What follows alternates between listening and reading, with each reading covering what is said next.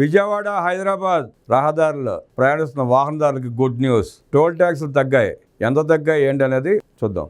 కేంద్ర సర్కార్ నిర్ణయంతో భారీగా టోల్ ట్యాక్సులు తగ్గాయి. ముఖ్యంగా రెండు తెలుగు రాష్ట్రాలను కలిపే హైదరాబాద్ విజయవాడ జాతీయ రహదారిపై ప్రయాణించే వారికి ఊరట లభించింది.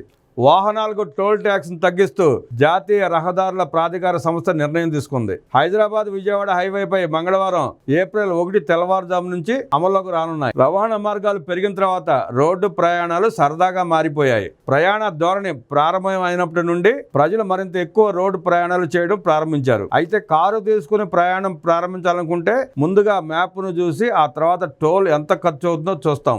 ఇటీవల టోల్ ట్యాక్స్ చూసిన తర్వాత కొన్నిసార్లు మన ప్లాన్లను కూడా రద్దు చేసుకుంటాం. అయితే కేంద్ర సర్కార్ నిర్ణయంతో భారీగా టోల్ ట్యాక్సులు తగ్గాయి. ముఖ్యంగా రెండు తెలుగు రాష్ట్రాలను కలిపే హైదరాబాద్ విజయవాడ జాతీయ రహదారిపై ప్రయాణించే వారికి ఊరట లభించింది.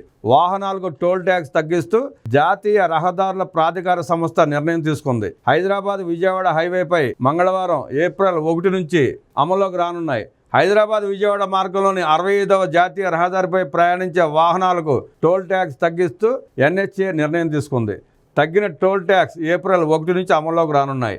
తెలంగాణలో చౌటప్పల మండలం పంతంగి, కేతేపల్లి మండలంలోని కొర్లపహాడ్, ఆంధ్రప్రదేశ్లోని నందిగామ సమీపంలోని చిల్లకల్లు టోల్ ప్లాజాల ద్వారా ప్రస్తుతం టోల్ ట్యాక్స్లు వసూలు చేస్తున్నారు. అత్యధికంగా పంతంగి టోల్ ప్లాజా వద్ద కార్లు, జీపులు, వ్యాన్లకు ఒకవైపు ప్రయాణానికి 15, ఇరువైపులా కలిపి 30, తేలికపాటి ట్రాన్స్పోర్ట్ వాహనాలకు అయితే ఒకవైపు ప్రయాణానికి 25, ఇరువైపులా కలిపి 40, బస్సు ట్రక్కులకు ఒకవైపు ప్రయాణానికి 50, ఇరువైపులా కలిపి 75 వరకు తగ్గించినట్లు NHA పేర్కొంది. అటు ఆంధ్రప్రదేశ్లోని చిలకల్లు టోల్ ప్లాజా వద్ద అన్ని వాహనాలకు కలిపి ఒకవైపునకు 5, ఇరువైపులా కలిపి 10 చొప్పున మాత్రమే తగ్గించారు. 24 గంటలలోపు తిరుగు ప్రయాణం చేస్తే అన్ని రకాల వాహనాలకు టోల్ రుసుం 25% మినహాయింపు ఉంటుందని NHA విడుదల చేసిన ప్రకటనలో పేర్కొంది. 2026 మార్చి 31 వరకు తగ్గిన టోల్ ధరలు అమలులో ఉంటాయని తెలిపింది. ఇది ఎలా ఉంటే తెలంగాణలోని యాదాద్రి భువనగిరి జిల్లా దండు మల్కాపురం నుంచి ఆంధ్రప్రదేశ్లోని నందిగామ వరకు 181.5 కిలోమీటర్లను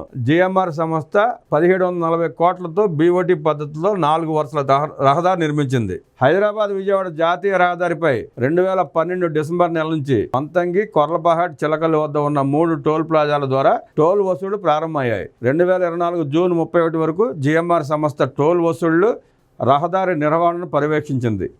గతేడాది జూలై 1 నుంచి టోల్ వసూళ్లను NHA ఏజెన్సీల ద్వారా చేపడుతోంది.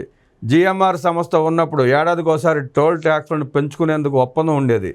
ఇప్పుడు NHA టోల్ వసూళ్లను చేపడుతున్న నేపథ్యంలో టోల్ ట్యాక్స్లను తగ్గిస్తూ నిర్ణయం తీసుకుంది. మొత్తం మీద హైదరాబాద్ విజయవాడ వెళ్ళే వాళ్ళకి టోల్ ట్యాక్స్లు తగ్గినాయి. టోల్ ఛార్జీలు తగ్గినాయని చెప్పి రోజు ప్రయాణాలు చేయబాకండి. పెద్దగా తగ్గల.